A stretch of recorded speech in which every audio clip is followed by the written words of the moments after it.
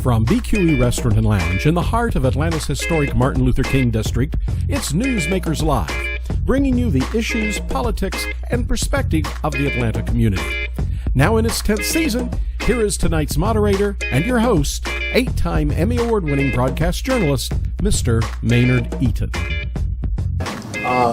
Yes, I am intimidated. I rarely do I have a chance to. And she's usually on this side of the microphone asking the questions. But probably the greatest female black journalist Atlanta's ever had. You've heard the name Monica Kaufman, but they are neck and neck in terms of their notoriety, in terms of the quality of their work, their appeal, their popularity, and I guess their Emmy total. Ladies and gentlemen, Miss Brenda Wood. Thank you. Your check is in the mail. Sitting beside her is her ace boon coon, her partner, her daughter, who now is going to follow in her steps, but win her own Emmys in another arena with regard to elective office and starting with the Atlanta School Board, Miss Karen Wood Jackson, yes, right? Yes, Kandis Wood. Yes. Brenda, how does that make you feel? You've covered politics all your career, 40 years as a journalist. Now your daughter's running for office. Right. My daughter's jumping in with both feet into a blood sport. Yes. I think. As Mayor Shirley Franklin calls it. Yeah. So I'm proud. I'm both proud and scared. Proud because in this very toxic environment in which we live today, where it really does feel like a blood sport, where civility has been trashed and it's a free-for-all out there, and people are just ugly and nasty.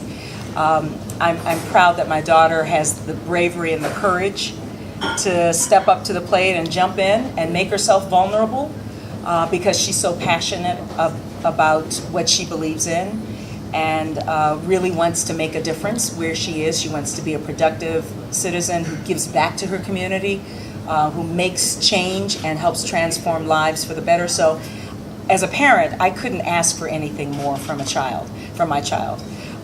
But I'm also scared because it's like, oh, my poor baby, who knows what pot shots are going to be taken at her, and is she tough enough? Is her skin thick enough to handle it? Oh, I don't know. Does that come from having been on this side of it all, asking the tough questions? It comes from you. Yes. I mean, I've seen it, firsthand, and the tough questions that get asked. But then you have people out there who. They're not in the arena, and it's very easy for them to throw darts. Right. And people do, and that's kind of the nature of the landscape, right? That's how it works. Has being your mother's daughter helped in this campaign at all, or has it been a little overwhelming since she's such a popular personality? It's helped. So first, thanks for having me, and thanks, Mom. So thanks y'all for being here. It's helped. And it's helped because it has inspired me to run. So I'm running for a lot of substantive policy reasons that I'm happy to talk about. I'm sure we will. But from a moral standpoint, I'm running because I was always taught from Mom and Dad that to whom much is given, much is required. In fact, even more is required. So being Mom's daughter has inspired me to step up to the plate, right? Somebody who is very privileged, very blessed, given a lot of opportunity in life, not by any act of my own. I know that I am especially obligated to come up and serve in a way that I know I'll be effective. So having Mom raise me like that has certainly helped in the campaign, but I would say it helped even for me to sit here in front of you. To make you the person that you are. Absolutely. Why the Board of Education? I know you're a former school teacher. That's right. There's so much turnover, so much turmoil on the school board. Why that initial race? Yeah, and I would even say it's not necessarily initial. And I was saying this to somebody I was speaking with earlier today. To me, in my opinion, education is the most critical issue in the city of Atlanta. So this is my mayoral race, right? This is the premier space to be in. I think this is where we can make the most difference. When we look at the issues that people talk about that are affecting Atlanta right now, Some of them include affordable housing, gentrification, transportation, the huge social inequities, socioeconomic inequities between different parts of town, social mobility, economic mobility, mental health, illness, homelessness, the list goes on. In my opinion, the center of that wheel is education. We cannot fix any of those other issues that the mayoral and city council candidates are talking about unless we look really critically at what's going on in our local public schools. So as opposed to this being a starting place for me, this is like the place for me. And that's why I'm running for this particular race at this particular time. And you're running for a seat that's being vacated by someone who's on the school board and now wants to run for city council. That's right. Is that our next guest? Kwanzaa Hall was on the city council, was on the school board, ran for city council. Is that the starting point for most elected officials now? You know, I don't know. So I'm running for seat 7, which is an at-large citywide seat. And the incumbent currently in that seat is Courtney English, who you're referring to, who is running right now for city council. And that's how the seat is opening up. Yeah, I mean, yes, you see people who take paths, so you see elected officials who have paths. I can't speak for why anybody makes a decision for, their initial run. I can only speak for mine. And I think I've explained that where it is right now. I have no experience in this space. I've never run for, I run for, president of my 8th grade class. And I have a really good campaign slogan. Because at that time, Kandis Wood Jackson now. At that time, of course, I was just Kandis Wood. Prior to being married, I wasn't a child bride. So my campaign slogan was, who would make the best president? Kandis would. So I thought that was very clever. So other than that experience, this is my first time doing something like this, and I don't see it as a stepping stone or a path to something else. Again, I was going to say something greater, but to me, education is the greatest because that's where we're needed the most. People like me. Brenda, you've covered politics throughout your 40-year career, especially the last 20 years here, and even had your commentaries are the last word most often about politics. How do you see what's going on now in Atlanta, and where does your daughter's role in this evolving space called Atlanta politics? Well, I have to agree with what Candace is saying, that the core of the wheel of all of the conversation is about education. We're talking about the next generation of doers and entrepreneurs and leaders. And if they're not well educated, then where are we as a community, as a neighborhood, as a society? So that's core to it all. What's happening especially in the mayoral race, I don't even understand. But as I want to circle back to what I said at the very beginning, we're in a toxic environment, and the idea of being diplomatic, the idea of compromise, the idea of negotiation, has somehow been relegated to a back room in a closet with a locked door, and we're all everybody's just ready to fight. And we can't get anything done that way. We really can't. We can't move forward if we're all knocking each other down. Then who's walking forward? So it's kind of disappointing, and I just hope that through this somehow a real leader will emerge. And a leader, in my estimation, is somebody who has a vision, somebody who is passionate, but somebody who also is humble enough to be conciliatory, who knows how to compromise, who knows how to influence and bring everybody to the table. It's not one man, it's not my idea or nobody's idea. A leader is somebody who knows how to bring people together and together find solutions to problems. Do you see that leader out there? Yes. Other than your daughter, of course. And that's where she fits in. Let me ask you something. This feud between the Mayor Reed and City Council President Cesar Mitchell. Your journalistic instincts kick in. You get the itching because you'd be in the middle of that fray, asking questions and covering it. Do you miss that at all? There's a part of me that would like to kind of get in there and just look the candidates each in the eye and say, are you kidding me? Are you really kidding me with this right now? There's a part of me that would like to write a last word, to kind of, do a little neck roll and sort of like, make my personal opinion known. But then there's another piece of me that I'm kind of glad that I'm not in the mix. It's so disheartening and discouraging, actually, and I don't have a solution for it. I wish that I were in some kind of role where I could step up and say, okay, guys, here's the answer to your problems right here, and let's just do this, and everybody go, oh, great, I didn't think of that, and everybody just marches, skips off into the sunset. I don't have that answer, and so it's so frustrating to watch. I'm kind of glad that I'm.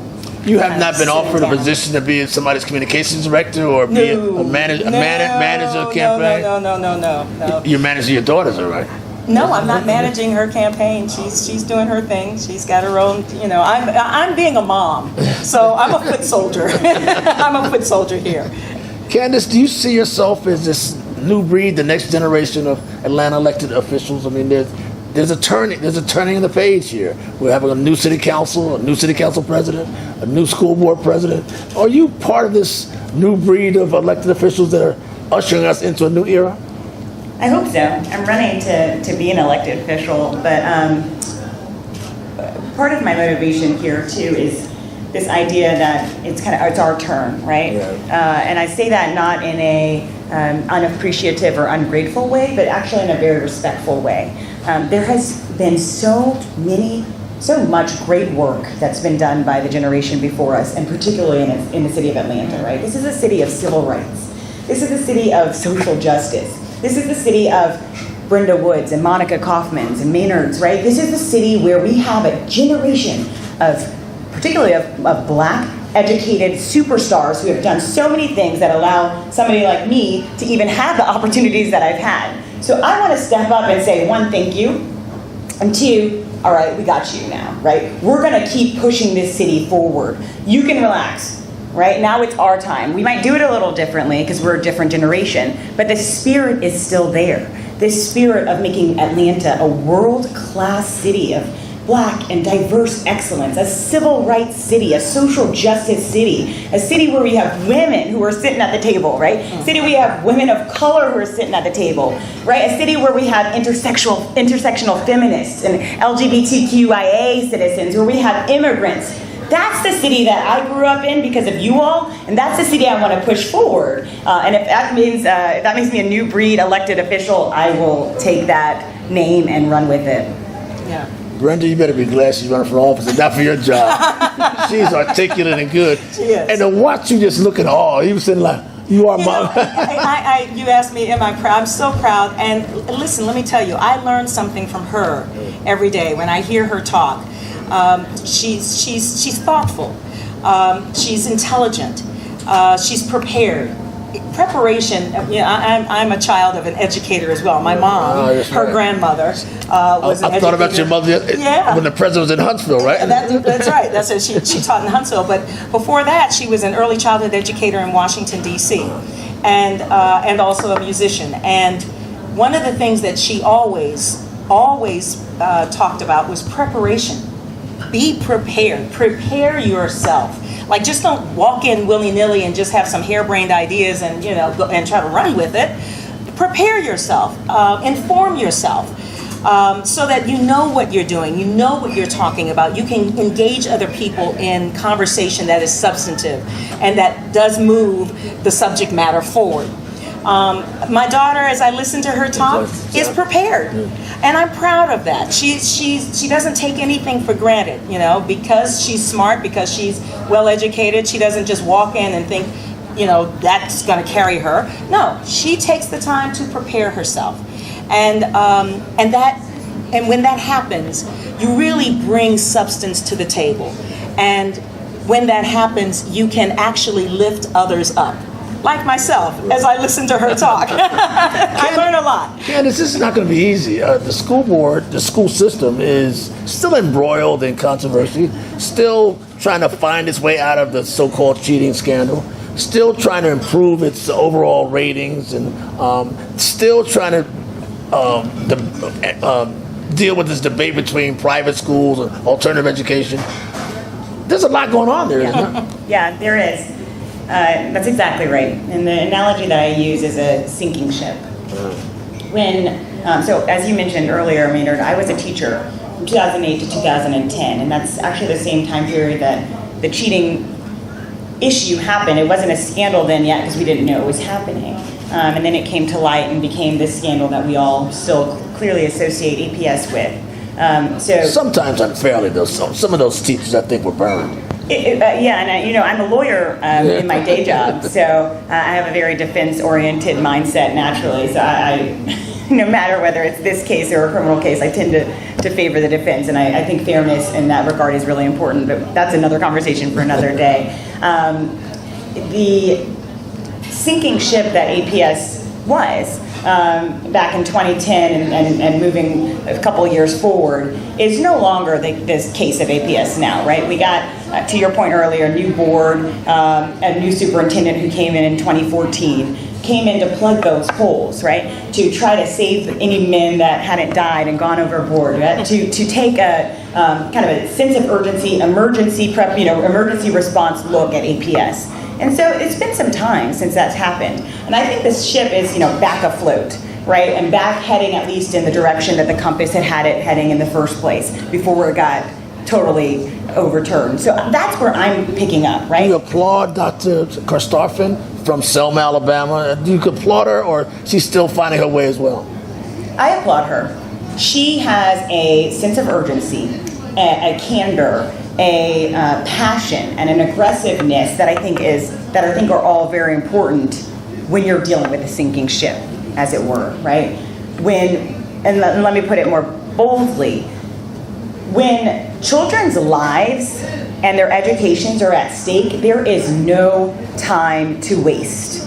There is not a minute to let the status quo continue, because every minute that happens, another minute of a kid's education is being wasted, right? You cannot get back your third grade year. You can't get back your fourth grade year. So I appreciate Dr. Karstoffen for coming in and saying, here's what we need to do, and here's what we need to do now. That sense of urgency is critical at the time that she came in.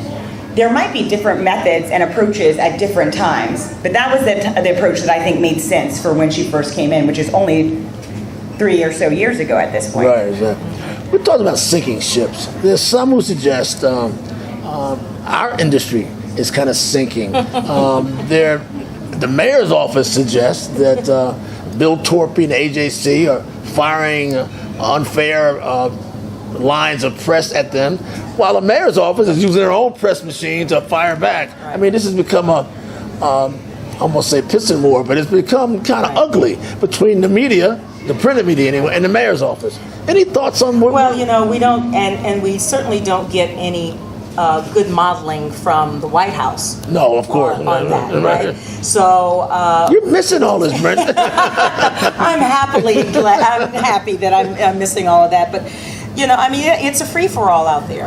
I do believe. So we kind of have I guess perverted our understanding of what the Constitution is about and the First Amendment. And the thing that really does make this country great is the ability to have free speech and the freedom of the press.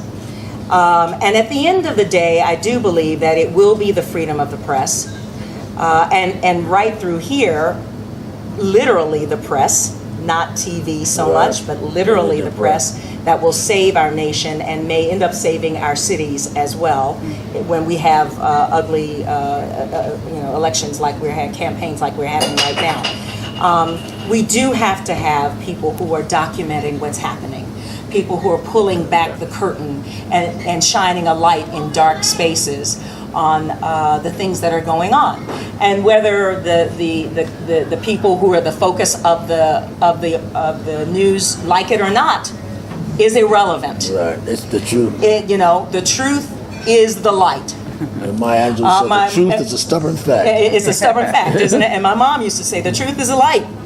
It just is. And that's what the press is all about. So, too bad if you don't like it. That's what we're here for, and that is the piece of our government that makes us unique to every other country in the world. We have freedom of the press to pull the curtain back and shine the light on it. And it doesn't matter, Mr. Elected Official, if you like what I write or not. That's what makes us great, if you want to know. All right. But much like I mentioned, your daughter is a new era. Now, most of my students here get their information off of this phone. Yes. I'm told that the TV industry is fading away. It'll be streaming. Well, social media is doing to TV what 24-hour cable news did to newspapers, right? So television, local television news at noon and 6 o'clock and 11 o'clock, it's sort of becoming dinosaurs now because we can get news in real time. But here's the thing: it's on social media, so it's digitalized, but what you're reading is writing. Right. I tell them that too. Yeah, so you writing, still gotta write. You still got to write it. So writing still counts. Yeah. And writing about facts still counts. So it doesn't matter where you're getting the information from. You're still getting information, and that conduit has to remain. That pipeline has to remain free from clogs and from detours. Yeah. Were you tired of the business? You got to a point where you saw what things were going. It's time for me to exit stage left. In all candor, a little bit, because now I'm trying to mince my words here, but when you television is still a business, Yeah. and it's not a charity, it's a for-profit. And so when there are so many more options from which to get your news and information and entertainment, for that matter, the profit margins go down. Yeah. So television executives and news outlets and network entities are desperate to find new and creative and innovative ideas on how they can keep making money. And sometimes that, some say desperation creates innovation. Right. And sometimes desperation creates foolishness. Right. And mistakes. Just foolishness. I won't even say mistakes. And foolishness. And so, they're just doing whatever they can, throwing up against the wall, whatever sticks. And But you're too much of a pro to stay there. Am I right? And sometimes, and some of the time, I had gotten to the place where I'd seen a lot of stuff thrown against the wall that just was foolish. Didn't fit your fancy. No. So, You happy now, being out of the business? I'm happy. I suppose, I yeah. I'm happy. And it's time. It's time, just like in politics, for what Kandis referred to, it's time for my generation to step back and for new, young, innovative, creative, smarter talent to step forward. It's their time now. Okay, bring something different to the table. Yes, we clearly need something different. Right. You don't need me to keep hashing over the things that I know how to do. That time has passed. So yes, step up. Bring something good to the table, but it's your time. And you've got the energy. You know the landscape of today's culture. Right. Go for it. Kandis, it's your time. Your mother said that. Your campaign suggests that. What do you think about doing her time? What was she like? What was her? How do you characterize her career? How long? Because you saw do we it. have? See, we saw her every night. You saw her every night. Yeah. It's one of those things where you only know what you know. So I got asked growing up, what is it like to have Brenda Wood as your mom? Well, that's the only mom I've ever known, right? That's the only thing I've ever known. I have nothing to compare it to. As an adult who now can answer that much more articulately, it is like knowing that you got the best hand of a card dealt to you in life. It's like knowing that you have someone who's always going to have your back and love you like a mom loves, like everybody's mom loves their kid. It's an honor, right? Mom is an inspiration to a lot of people, but has always been my hero, right? My role model, like a lot of people's moms are to them. So her career, I mean, she's fabulous. She's talented. She's always prepared and smart and articulate and is a good writer and creative in ways that a lot of people don't know. But as a person, as a mom, you know, she's You never the had an best. itch to go into this business? I didn't. You know, I like to write. So I guess in that, I guess I should take that back and say I still have the itch to write and to explore that part of my talent and my enjoyment. But I don't think local news is for me. So, you know, maybe in another era or in lifetime I'll do something like that. But I think the creativity and the ability to use your words and the power that's in words, you know, I think that's kindred between us. And that's like... You're using yours in a courtroom, though, the power of your words in a Yeah, courtroom. it's not dissimilar, right? So being a teacher to going to law school to now being a litigator, you know, there's a lot of similarities. And I will add that, y'all, adults are not that much different than kids, you know? When I'm dealing with people in a courtroom or dealing with partners at a law firm, the same kind of behaviors that I saw in 6th grade, I see, you know, on a daily basis, right? So we gotta remember that communicating is important. Effective, clear communication is super important, right? I don't write or speak in legal terms.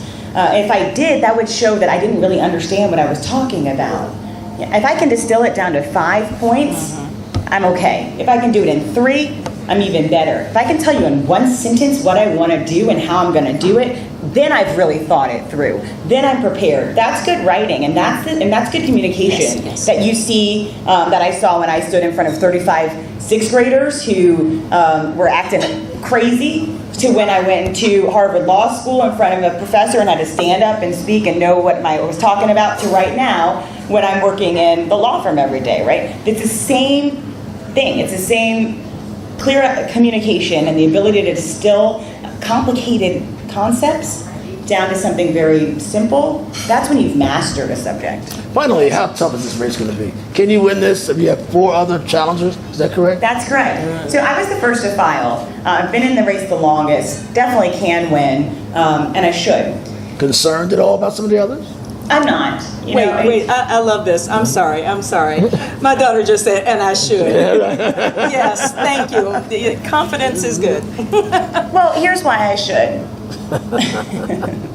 Even though that's not what you asked. You two work well together. You're quite a team. Right. And she says that with humility, I have to say. I mean, this is... But she's right. Yeah, this is not an ego-driven person at all. Yeah. But you know, I love a confident woman, I got to say.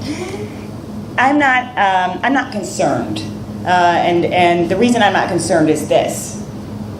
I am running from a sincere belief that this is the space where I will be the most effective. I am not running because I need to do this. I have a great husband, Adam, who just walked in the room. I have a great family, as you can tell. I have a great job. I have a great life. There is no other benefit to me doing this. In fact, in many ways, this is a detriment to my marriage and to my job and to some of my family relationships, right? Other than my sincere belief that education is the most critical space you can be in Atlanta, Georgia, right now. It's where people like me are needed the most.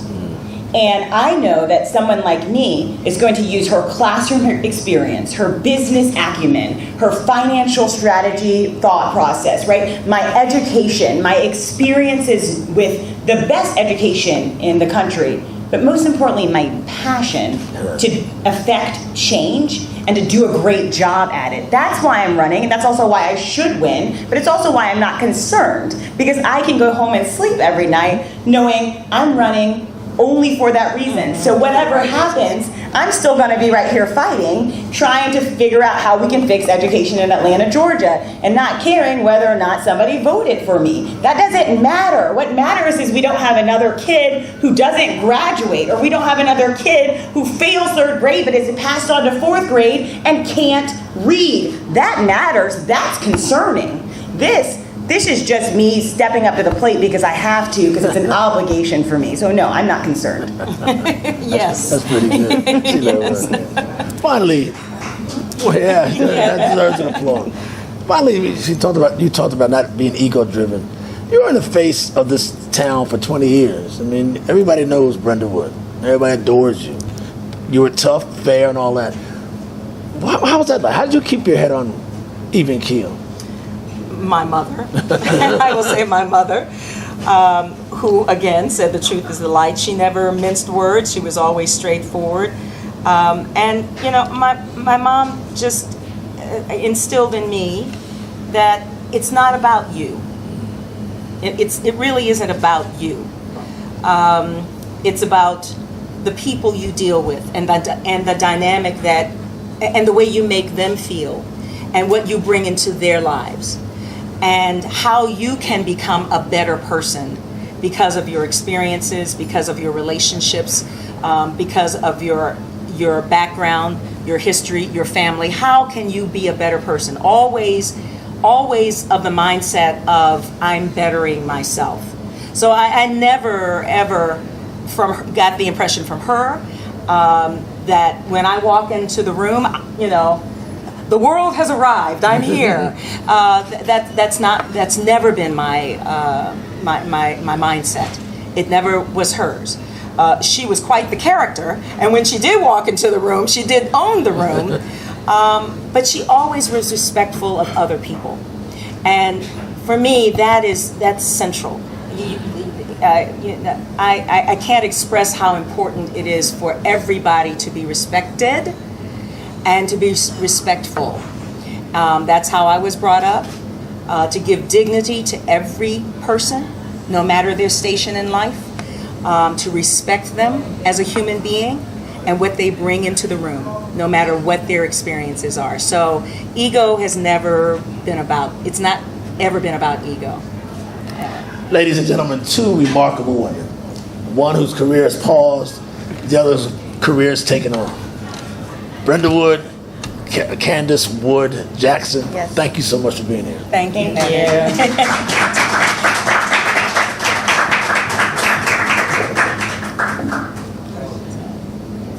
Now, Thank you. for a parting shot, the last word is going to be my partner and co-founder, Jim Welcome. Thank you. After 10 years, you don't know who I am, and still you know it. Guys, listen, this is really a great thing. I know why Brenda's not on the air anymore. She didn't even have to say anything. It was very apparent the way the news was moving, that anybody with a real conscience and who really cared, and who didn't have to do it, wouldn't do it anymore after a while. The good ones all reached that point, and I'm glad you got there. I'm real proud to know you. Thank you. Your daughter is amazing. She reminds me of my own. We both got real lucky. We got good children that are going to do good things. And they kind of the same things that she said tonight, my daughter had said to me from time to time. But the most important thing that she said tonight was that it is time for us to step aside and let us take it the rest of the way. I was worried for a period of time that my daughter didn't get it. But just when I thought she didn't get it, she let me know, Dad, I got this. Ladies and gentlemen, this has been Newsmakers.